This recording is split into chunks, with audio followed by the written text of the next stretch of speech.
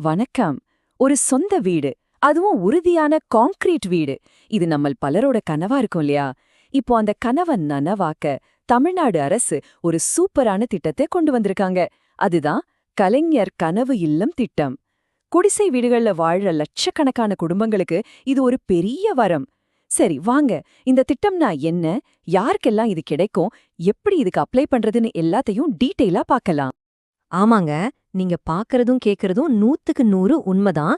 ஒரு புதுசா நல்ல விசாலமான 360 சதுர அடியில ஒரு கான்கிரீட் வீடு, அதுவும் உங்க கையில இருந்து ஒரு பைசா கூட செலவில்லாம முழுக்க முழுக்க அரசாங்கத்தோட உதவியோட கிடைக்க போகுது.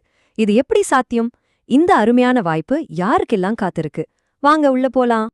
இந்த முழு திட்டத்தையும் நாம தெளிவா புரிஞ்சுக்க முதல்ல இந்த கனவு இல்லம் திட்டம்னா என்னன்னு பார்க்கலாம். அப்புறம் இதோட பெரிய இலக்கு என்ன, யாருக்கெல்லாம் வீடு கிடைக்கும், யாருக்கு கிடைக்காது, கிடைக்கிற வீடு எப்படி இருக்கும், எவ்ளோ நிதி உதவி கிடைக்கும், கடைசியா ரொம்ப முக்கியமா இதுக்கு எப்படி அப்ளை பண்றதுன்னு எல்லாத்தையும் ஒன்னொன்னா பார்க்க போறோம். சரி, முதல்ல நாம பார்க்க போறது கனவு இல்லம் திட்டம். கலைஞர் கனவு இல்லம் திட்டம்னா அப்படி என்னதான் அது? ரொம்ப சிம்பிளா சொல்லணும்னா, தமிழ்நாட்டுல குடிசைகள்ல வாழ்ந்து வர்ற குடும்பங்களுக்கு அரசாங்கமே செலவு செஞ்சு நல்ல உறுதியான கான்கிரீட் வீடுகளை கட்டித்தரது தான் இந்த கலைஞர் கனவு இல்லம் திட்டம். இது ஒரு நிரந்தரமான பாதுகாப்பான தீர்வு. அடுத்து இந்த திட்டத்தோட இலக்கு என்ன? சும்மா வீடு மட்டும் கட்டி தர்றது தானா, இல்ல இதுக்கு பின்னாடி ஒரு பெரிய நோக்கம் இருக்கா? அத பார்க்கலாம் வாங்க. இந்த திட்டத்தோட அல்டிமேட் கோல் என்ன தெரியுமா? வர 2030ஆம் வருஷத்துக்குள்ள தமிழ்நாட்டுல குடிசைகளே இருக்கக்கூடாது. தமிழ்நாட்டை ஒரு குடிசைகள் இல்லாத மாநிலமா மாத்தணும். ஒவ்வொரு குடும்பத்துக்கும் ஒரு பாதுகாப்பான நிரந்தரமான வீடு இருக்கணுங்கிறது தான் அரசாங்கத்தோட மிகப்பெரிய கனவு. பாருங்க, இந்த பெரிய கனவை நனவாக்க அரசாங்கம் ஒரு மாபெரும் இலக்க வச்சிருக்காங்க. அடுத்த 6 வருஷத்துக்குள்ள மாநிலம் முழுக்க மொத்தம் 8 லட்சம் புது கான்கிரீட் வீடுகள் கட்ட போறாங்க. யோசிச்சு பாருங்க, 8 லட்சம் குடும்பங்களோட வாழ்க்கை மாறப்போகுது. அந்த 8 லட்சங்கிற பெரிய இலக்கு நோக்கி போறதுக்கு முதல் படியா இந்த ஒரு வருஷத்துல மட்டுமே 1 லட்சம் வீடுகள் கட்டும் வேலையா ஆரம்பிக்கிறாங்க. இதுக்காக ஒதுக்கப்பட்டிருக்கிற நிதி எவ்ளோ தெரியுமா? 3500 கோடி ரூபாய். இது வெறும் அறிவிப்பு இல்ல, வேலை எவ்ளோ வேகமா நடக்க போகுதுங்கிறதுக்கு இது ஒரு நல்ல உதாரணம்.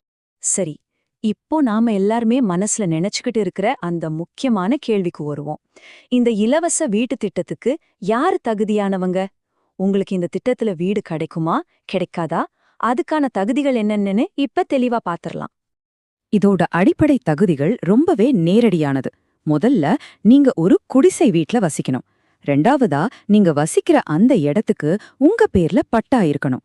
ஒருவேளை பட்டா இல்லாம அது ஒரு ஆட்சேபனை இல்லாத இடமா இருந்தா கவலைப்படாதீங்க, பட்டா வாங்கறதுக்கு அரசாங்கமே உங்களுக்கு உதவி செய்யும். முக்கியமா பரம்பரை சொத்துல இருக்கிற சட்டப்பூர்வ வாரிசுகளும் இதுக்கு விண்ணப்பிக்கலாம்.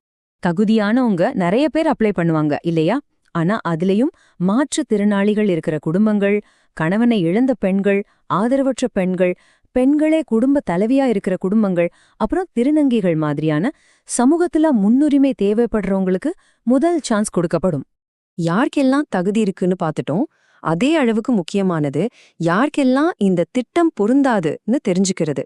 இத சரியா புரிஞ்சுக்கிட்டா தேவையில்லாத குழப்பத்தையும் அலைச்சலையும் நாம தவிர்க்கலாம். இப்போ சில முக்கியமான விஷயங்களை கவனிங்க.